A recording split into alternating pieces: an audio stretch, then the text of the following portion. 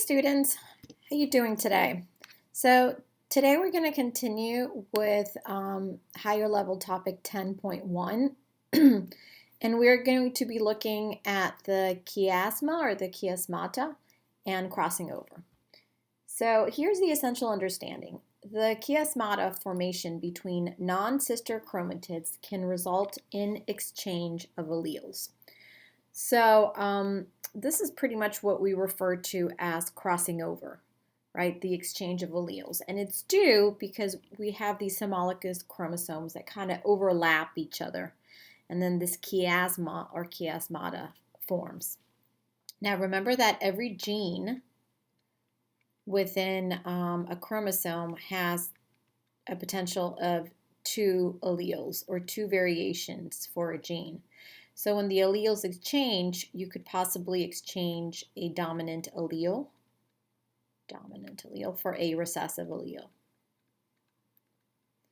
Okay, so a particular gene could be homozygous dominant, so two dominant alleles, or homozygous recessive, two recessive alleles, or heterozygous, which is where that gene has one dominant and one recessive allele.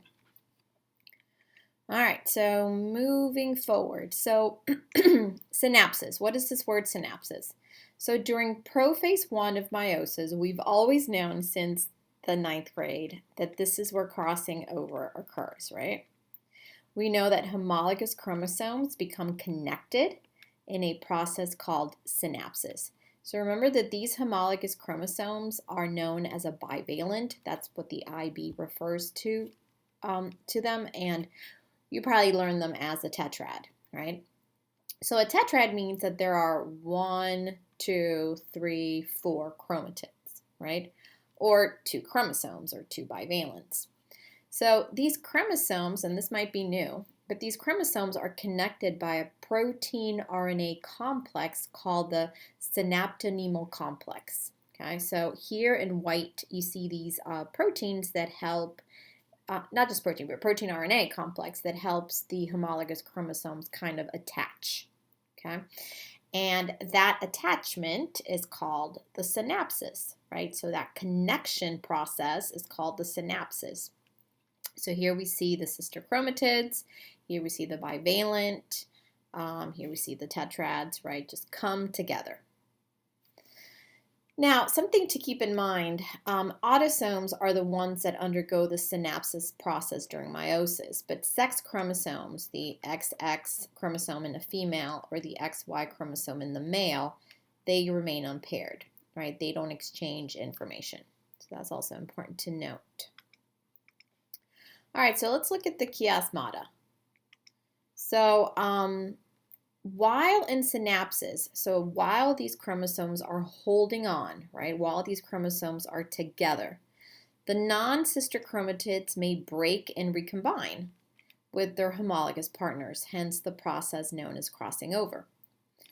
So these non-sister chromatids remain physically connected at these points of exchange called chiasmata or singular chiasma.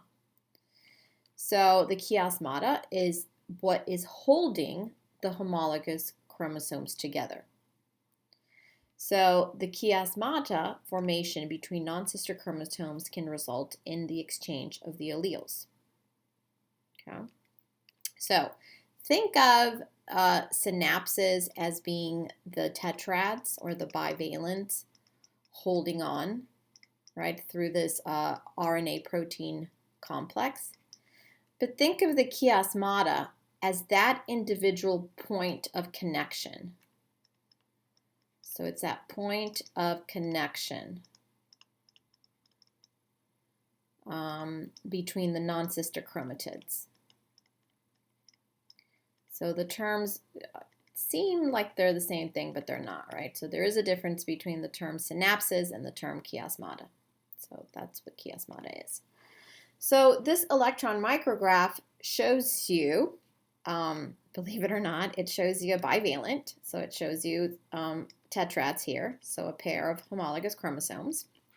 And they want you to be able to identify how many chiasma points or chiasmata are there. So one thing to keep in mind, right? So if we have homologous chromosomes like this, right? Don't confuse the centromere, which is the center of the chromosome, with the actual chiasmata, right? And that might be hard to do sometimes, right?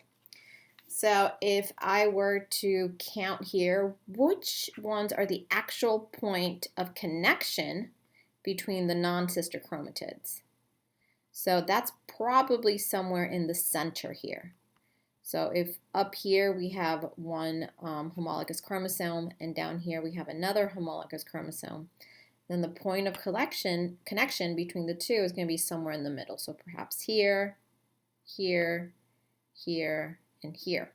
Okay, and maybe here. So let's click and let's see. And there it is, right? So notice that the chiasma in yellow are those points of connection right there in the middle, right? And don't confuse them with the centromere, which is right in the center of the chromosome, right? What's holding the sister chromatids together. All right. So the skill for this section is to be able to draw diagrams to show the chiasmata formed by crossing over. Now, notice up here, it's very hard to draw a diagram like this, right? Because technically, this is what's happening, right? Technically, you have the homologous chromosomes kind of on top of each other, right? And then the chiasma is going to form somewhere here. And the exchange might happen somewhere here or somewhere here. But that's a little hard to draw. So the way that you should draw this is perhaps like this. Okay, so here you're drawing a pair of homologous chromosomes, right? One from mom, one from dad. And then you're kind of superimposing one chromosome over the other.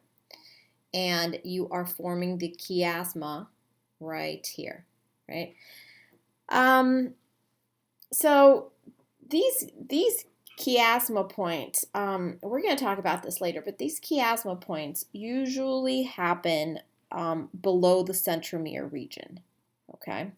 Sometimes it depends where the centromere is, and you might find different points of chiasma. But here, notice that for your simple understanding, we're just drawing the chiasma point or the overlap, right, between the two sister chromatids right here.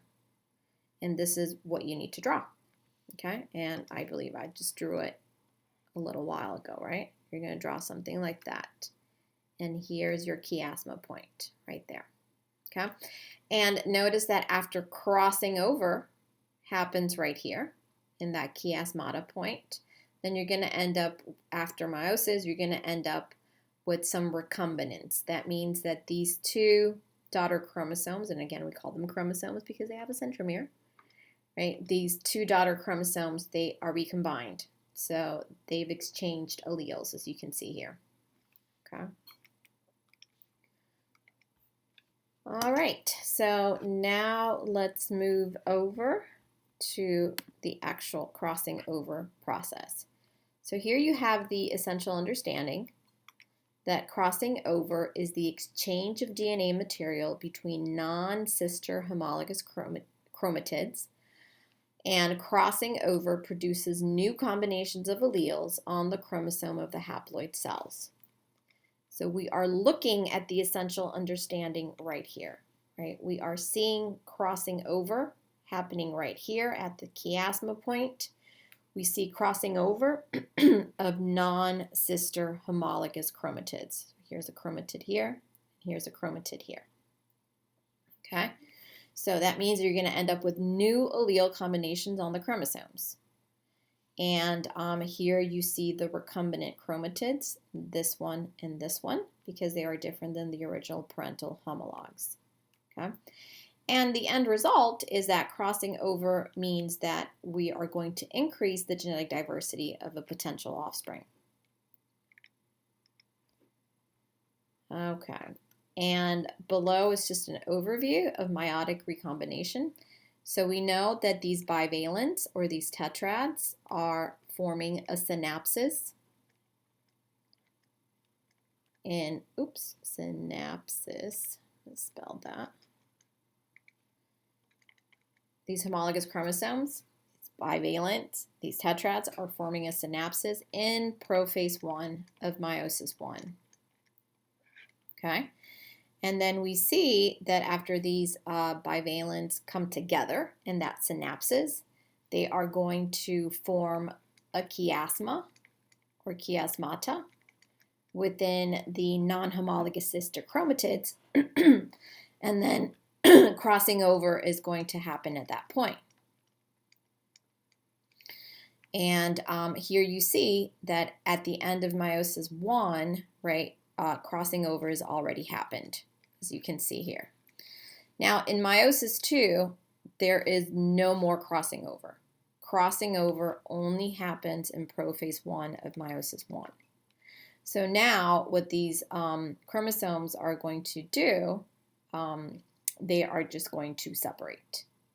And you're going to get 4 genetically distinct chromosomes here, or what we refer to as 4 possible combination of gametes, or 4 haploid cells that are genetically different and distinct from each other, hence increasing the genetic diversity of organisms as they reproduce.